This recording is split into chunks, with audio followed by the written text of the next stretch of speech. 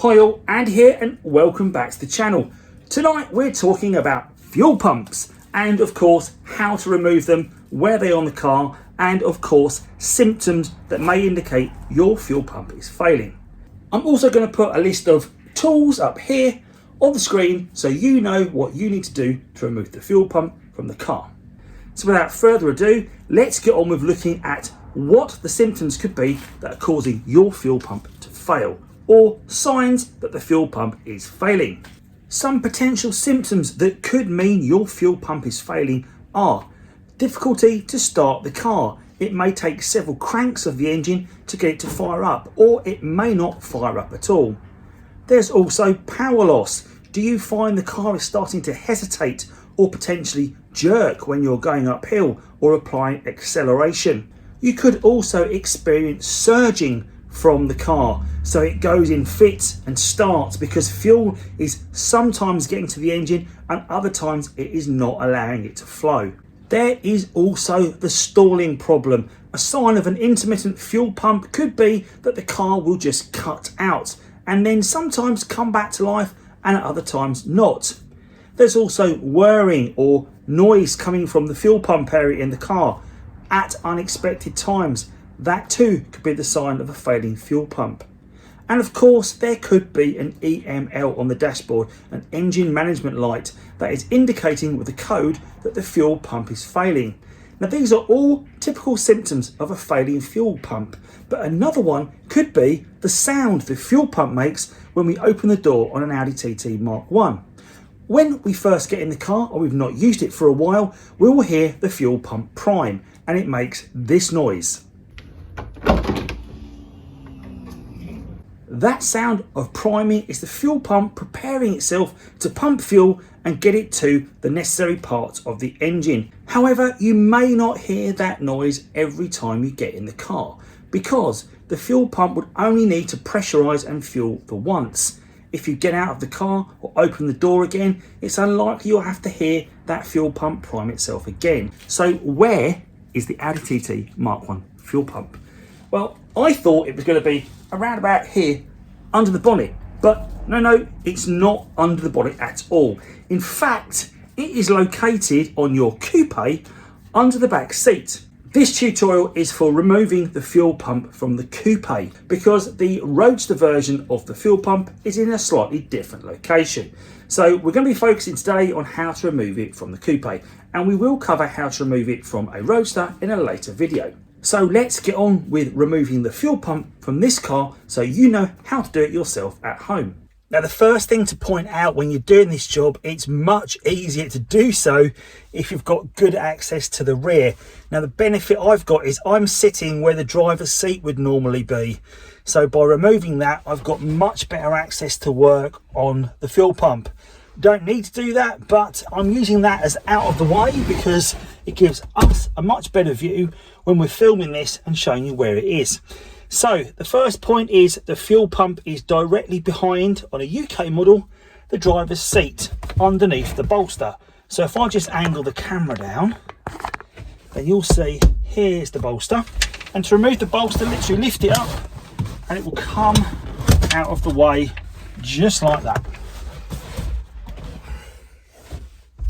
And you will now see there are two round metal covers on the back seat. Now on the Quattro, that's because the fuel pump is located here behind the driver's seat, and there's also some form of sender in this side of the tank because the Quattro fuel tank is split between the two halves of the rear seat, but the pump is all behind the driver's seat. And that's because you've got the tunnel for the four-wheel drive all going through here, so the tank is set either side.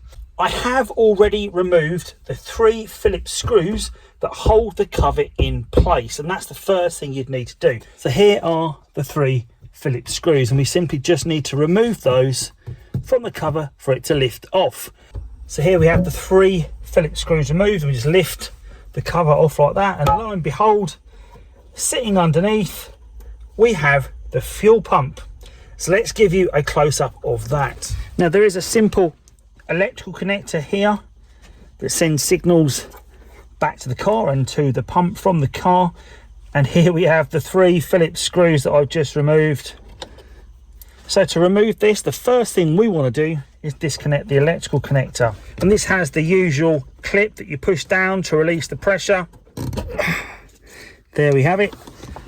There's the electrical connector disconnected from the car. Now this one was already damaged because there is a small lug on the inside of the connector on the tank that this lifts into.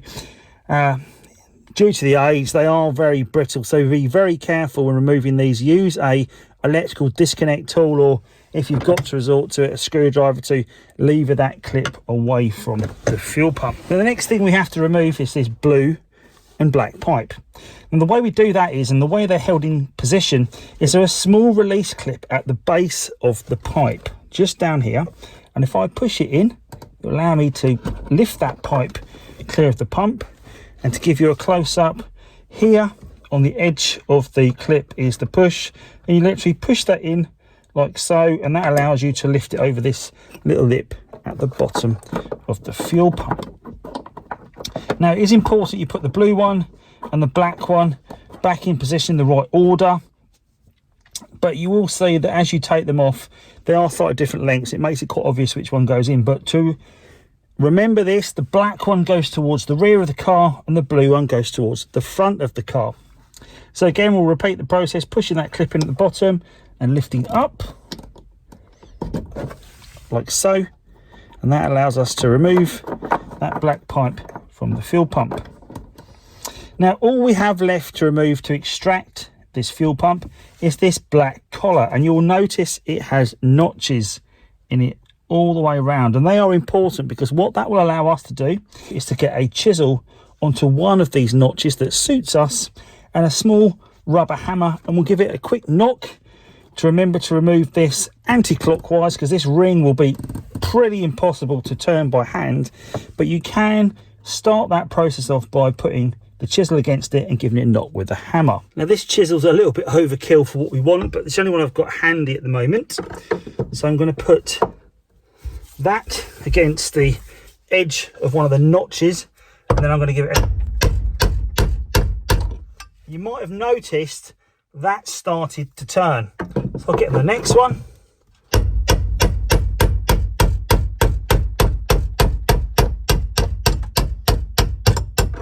Now what you must remember is the edges around this fuel pump houses are razor sharp.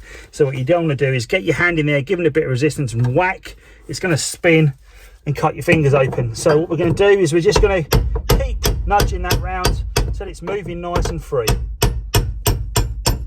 Turn this until we're at a stage that it's free enough for us to turn it by our fingers.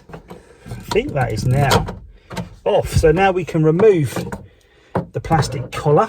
With the collar out of the way, there is a black rubber grommet or seal that holds the whole of the fuel pump in place. If we lift the top of the fuel pump off, we can extract this rubber collar or sealing ring. Now that can perish, so it may be worth checking that that's not leaking and replace that if you've got a problem with it. You can see the top of the fuel pump has now almost like popped up with the spring, and underneath you can see all of these pipes that are also feeding the tank. Now what I need to do is extract this through the hole. Now there is a pipe on this that goes off inside the tank as well, which we need to disconnect, and an electrical connector. So here we have this pipe, and you can feel that goes back inside the fuel tank area. And this electrical connector also, now the way you disconnect the electrical connector is obviously you press the two tabs together at the back and that comes apart. So this bit is the bit that goes with the fuel pump. This bit is the bit that goes back into the car that we must reuse. But there's also this black pipe, and it has a press connector on the pipe just here.